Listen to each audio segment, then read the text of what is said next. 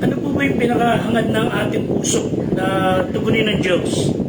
Ano yung pinakadaing natin lagi na nais nating pakinggan ng Panginoon? Lahat ng ito ay madadaan po natin sa panalangin.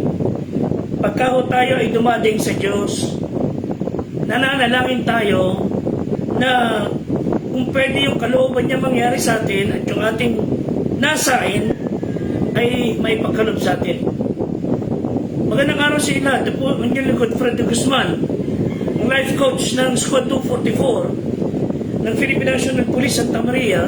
At salamat po sa pakikisa nyo sa ating pag-aaral. Magkaroon tayo ng pagtalakay. Paano natin maipaparating sa Diyos sa pamamagitan ng panalangin yung ating saloobin, nasain, and in return, God will answer us. Talakayin po natin ang tungkol sa panalangin. Ephesians 6:18, sinabi po ng kasulatan na magsipanalangin kayo sa espiritu ng lahat ng panalangin at daing sa buong panahon, magpuyat sa buong katiyagaan at daing na patungkol sa lahat ng mga banal. Mananalangin tayo sa ating mga needs and then prayer for those who are believers. Hindi lang para sa atin, pati sa ating mga mahal sa buhay, kapwa. Hindi po ito tatalakay sa panalangin kinabisado, panalangin na itinuro sa atin ng ating relihiyon na may formula or memorize, kundi pakikipag-usap natin sa Diyos mula sa puso. May mga tao po na nagsisikap na tayo ay di umano gabayan sa panalangin, na wika ganito susundin mo, ganitong paraan. Pagkatapos pag hindi na tupad yung panalangin mo, mali kasi ang banggit mo, dapat may ganito. May mga arte pa silang pinapagawa sa atin na pagka hindi natin nasunod yung word by word or verbatim na sinabi nila, kasi mali tayo mag-pray. Those are religious rituals na hindi po kailanman pinahahalaga ng Diyos sapagkat gusto po ng Diyos ang pakikipag-usap sa Kanya, ang panalangin ay galing sa puso. Sa Bible, may mga religious groups tulad ng Fariseo, Sadduceo, mga Eskriba. Hindi pa sila naniniwala sa panalangin? Yeah, they believe in prayers. They would even say, he who prays within his house surrounds the house with a wall that is stronger than iron. Ganun sila kabagsik maniwala sa panalangin. The intensity of their belief in prayer ay kaya nila na idinutugtog sa atin ang kanilang style. Pero mga kapatid, pag ganun nangyayari, prayer had changed from privilege to an obligation. The prayer that should be a pleasure in having the presence of God turned to become a man-made requirement. So, ang tunay na panalangin wala ng value. It collapsed into an insignificant, walang saysay na routine na marked by open hypocrisy, meaningless terms. Ando doon na rin yung judgmental spirit. Inakala tuloy ng mga tao ang hirap tuloy manalangin. Parang nangangapa sila lagi sa dilim. Nasalit na matutulmapit sa Diyos just as we are. Parang sila lang marunong manalangin, tayo hindi. So, ang Panginoon ay kinundena ang klase ng panalangin o yung uri ng hypocrisy sa buhay ng mga relihiyoso. Wala pong panahon ang Diyos sa pakikinig sa mga mabubulatas o pambubula ng mga wika ng tao. In fact, siya po ay nagsasabi sa atin in prayer, do not be hypocritical. Sa Matthew chapter 6, verses 1 and following, mag-ingat kayo na huwag magsigawa ng katuwiran sa harap ng tao upang kanilang makita. Sa ibang paraay, wala kayong ganti sa inyong Ama mula sa langit. Kaya pagka ikaw ay naglilimos, huwag kang tutugtog ng trumpeta. Huwag mo ipagmamayabang. Nagtulad ginagawa ng mga mapagpaibabaw sa mga sinagoga na sila'y nagpupuri. Kuno, para makita ng tao ang pagpuri nila sa Diyos. Sabi ni Kristo, katotohanan ang sinasabi ko sa iyo, tinanggap na nila ang kanilang ganti. Pagka kayo nanalangin, huwag kayong gaya ng mga mapagpaibabaw na iniibig nila ang manalangin ng patayo sa mga sinagoga, sa liko ang daan upang sila makita ng mga tao. Sabi ng Panginoon, tinanggap na nila ang kanilang ganti. So ayaw ng Diyos ng pakitang tao, ayaw ng Diyos na reliyoso, mukhang kawawa para makita ng tao, at mukhang napakabanal, napakasanto, pero puno-puno ng kaipayang babuan. Sabi ni Kristo, tinanggap na nila ang saklay ganti. And I mind you, the Lord Jesus Christ to serve some of His strongest reproof against hypocrisy. And it is safe to say, He despised hypocrisy. Ayaw niya nang mapagpaibabaw. And the comment He repeats for emphasis ay dun sa mga taong gagawa ka ng puno, paglapit, pagpapuri sa Diyos, pero para lang makita ng tao. Ayaw po ng Diyos ng ganon. Matthew 6 verse 6, pagkay kayo mananalangin, pumasok kasi yung silid, at mailapat mo na yung pito, manalangin kasi yung Ama na nasa lihim, at ang iyong Ama na nakikita ka sa lihim, gagantihan ka. So prayer is never something ginagawa mo para makita. If that happens, it loses the whole purpose of prayer. So, ang panalangin po is a private act of devotion. It's not a public display para impress natin ang mga tao. Ay sa Panginoong Jesus, it belongs in the closet of our lives. An act done in secret. So do not be hypocritical sa pananalangin. Do not use lots of repetition. Matthew 6, 7-8. Sabi niya, huwag gawain ang walang kabulang paulit-ulit. Hindi na po masama yung ulit-ulit kayo. Kaya sa pagkain, Lord, ingatan mo kami, pagpanahin mo pagkain ito, palaksan mo kami. That's repetition. Pero ayaw ng Diyos yung walang kabuluhan. Hindi naman po ayaw ng Diyos tayo kausapin siya. Kundi ayaw ng Diyos ng walang kabulang paulit-ulit. Lalo ni mga kinabisado. Kagaya ng bata, tinawag ng teacher mag-pray. Uwi ka niya, Panginoon, pagpanahin yung pagkain ito. Mat-test po yun. Anong saysay? Paano kinabisado? Walang kabuluhan.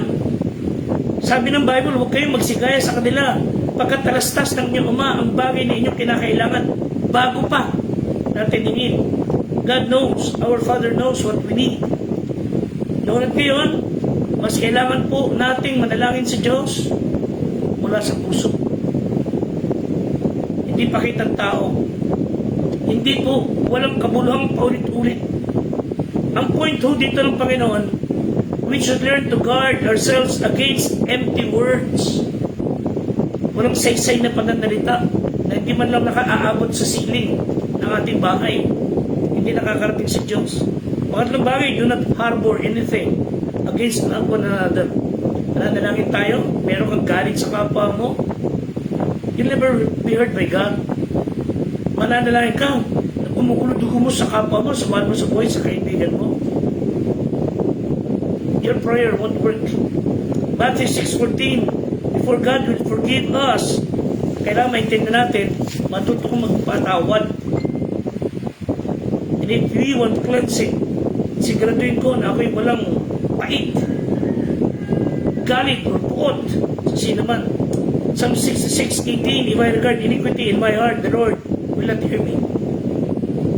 So, panalangin sa Panginoon, mula sa puso dapat, magpuri tayo sa Diyos sa kanyang kabutihan sa atin araw-araw, magpasalamat sa kanyang provision, Salamat sa kanyang pag-iingat.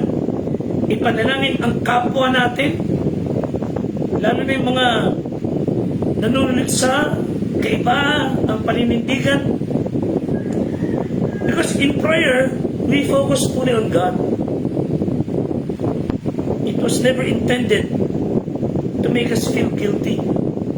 Ang tunay na panalangin, ang Diyos ay napupuri at nanunwalhati is a realistic, spontaneous, down-to-earth communication doon sa buhay na Diyos na naniniwala tayo nakikinig sa atin, na meron kang payapang katiyakan ng ang Diyos ay is in full control.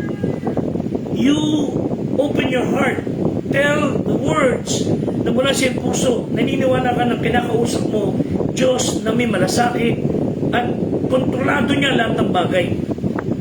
So how do we pray? One, remember that prayer is an intimate conversation with God. Giving God a kiss, ika nga. Keep it short and simple.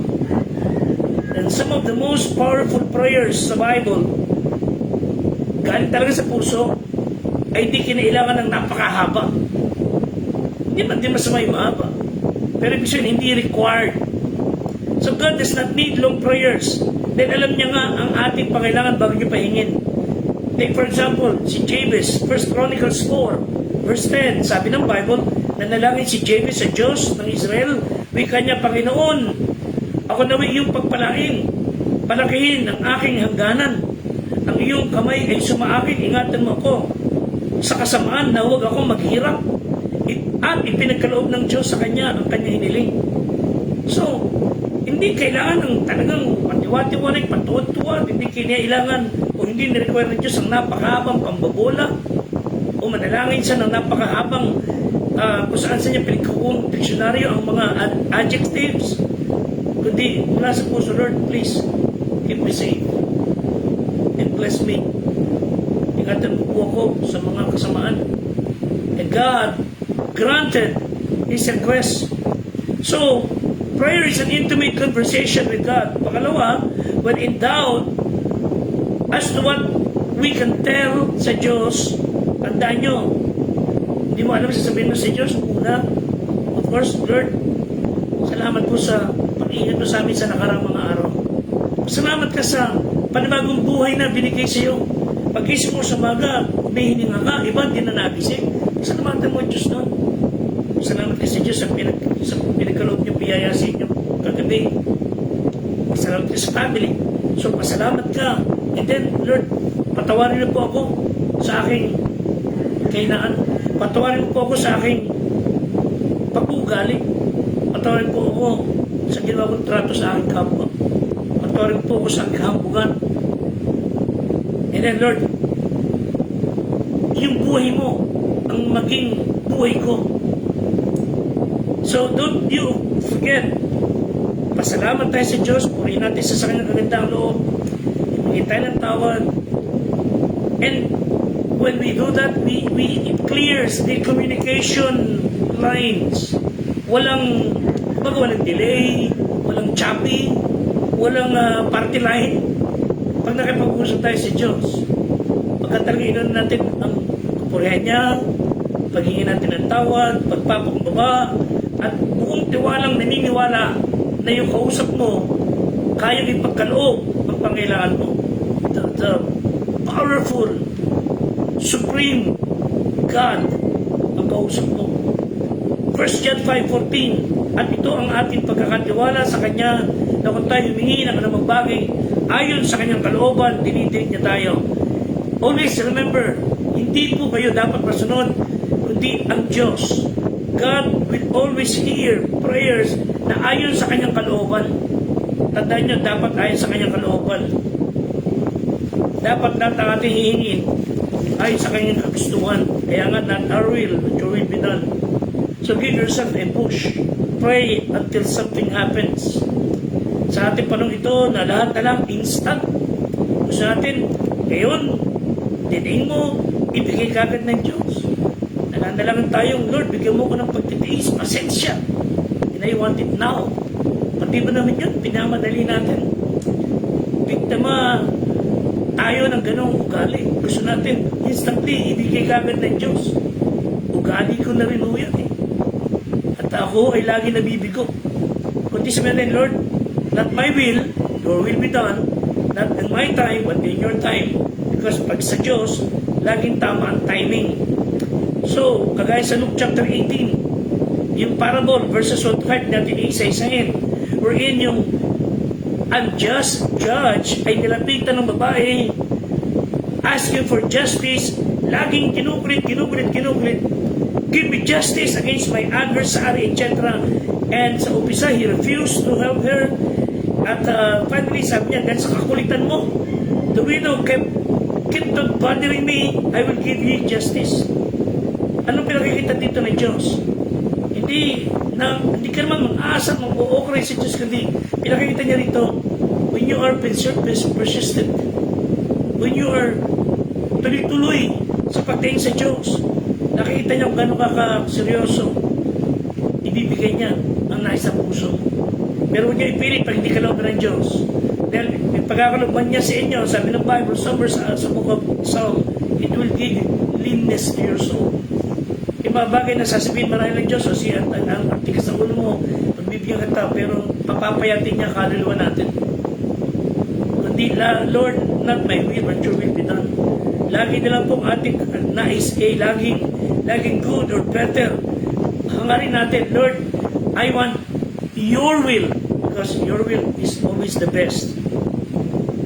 Tulungan tayo ng Diyos na sa ating panalangin, andun ang kapakumbabaan. Isa pa example sa pananalangin, Luke 11:5 hanggang 8, kung saan dahil isang kaibigan lumapit sa kanyang kapwa kaibigan sa alanganing oras at humingi siya ng tulong at sabi niya, huwag mo ko kamanahin. Naksara ang aking pintuan, natutuloy ang aking mga pamilya, pero kinukulit siya. At wika sa story, bumamon siya at hinanapan niya ng pagkain yung kanyang kaibigan. So, to make the long story short and good, sa panahon yun, they put high value on hospitality.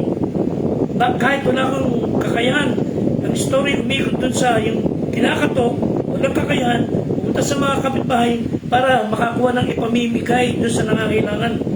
Ang ibig sabihin natin, sa ating pananalangin sa Panginoong Diyos,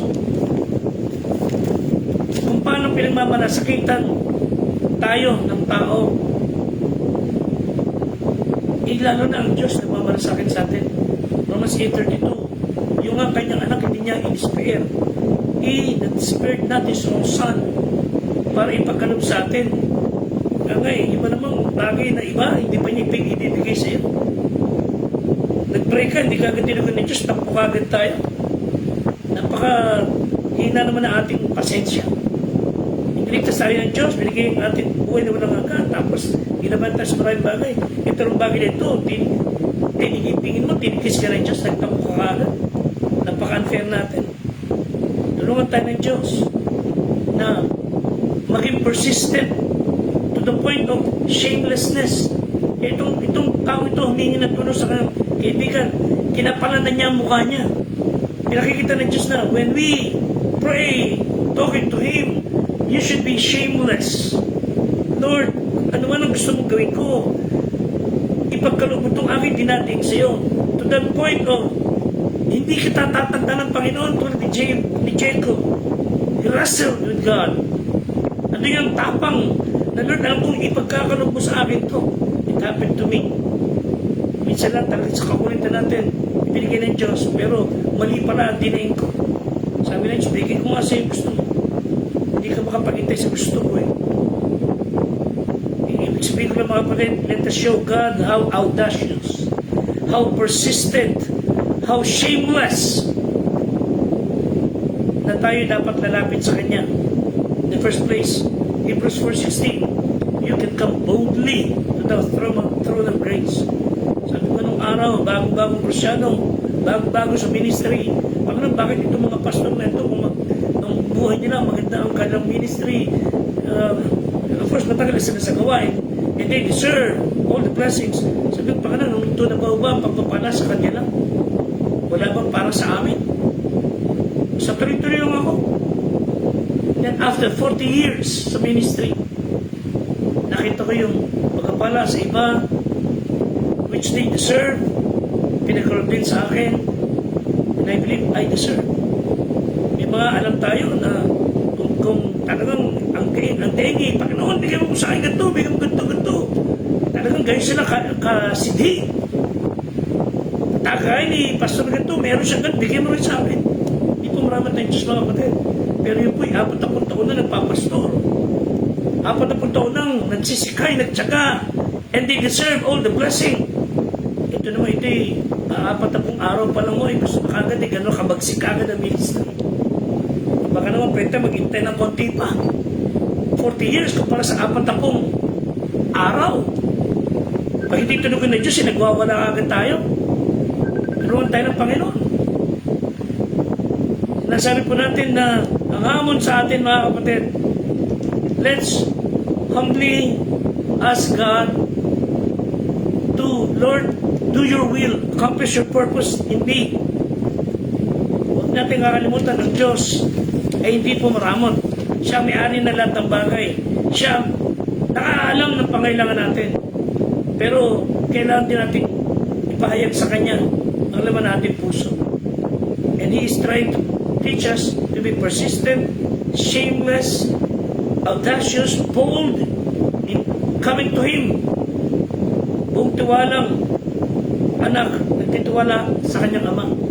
Na parang sinabi ng tatay sa kanyang anak na maliit pa, nilagay sa ibabaw ng cabinet at anak talon. At walang kabag-abog. Tanong bagay yung bata. Wala siyang pakailan po ano mga susunod. Sa alam niya na pag tumuloy siya, sasaluhin siya ng kanyang tatay. In closing, let me say this. Sa Psalm 119:67, bago ako nagdadalamati ay naligaw ako, ngunit ngayon tinutupad ko ang iyong salita. Mabuti sa akin na ako'y napigati upang aking matutuhan ang palatuntunan mo. So after so many crises sa ating buhay, which crushes us, God will step in to comfort us and to teach us. At sa mga crisis natin dinadaanan na which driven us to kneel down, it happens sa ating mundo araw-araw na yung mga needs and stresses and crises talagang iniluluhod mo sa Diyos. Iniiyak mo na alam mo Diyos ang pag-asa. Kakagat bibig. Mawawala ng tiwala. Pinagkaroon ng Diyos yung mga nakaraang bagay na pakailangan mo. Ito pa ba ang hindi niya ibibigay sa iyo? Nakatingin po ang Diyos sa ating puso. How persistent are we in asking kung ano desire ng puso mo? In the first place, sabi naman niya, delight thyself also in the Lord, and He shall give thee the desires of thine heart. God bless us all. At ako'y naniniwala na yung mga pangangailangan nyo sa gawain, pangangailangan sa ating buhay, kung di man ang pinagkaroon ng Diyos, because what we desire is good. Some desire the better things, but God will give you the best. Maghintay lamang po tayo. Pray for our Squad 244. Sa panguna po ni Patrolman Francis Lloyd Legardo, Police Corporal Joderick Benedictus, Police Staff Sergeant Jaime Martin, Police Staff Sergeant Rudolph Cesar Ramos, Police Staff Sergeant Adio Burgess, Police Master Sergeant Ryan Garcia, Police Master Sergeant Fernando Dati. Pray for our Assistant Squad Leader na si Police Senior Master Sergeant Wilray Guillermo at ang aming Squad Leader na si Police Executive Master Sergeant Sir Joseph Aquino. Kapiling din po natin si Police Captain Jomar John Ramil. As we pray for you, pray for these men na talaga nakikita natin ang paglilingkod sa bayan ay walang katulad. God bless us all. Thank you. Stay safe. Until next time.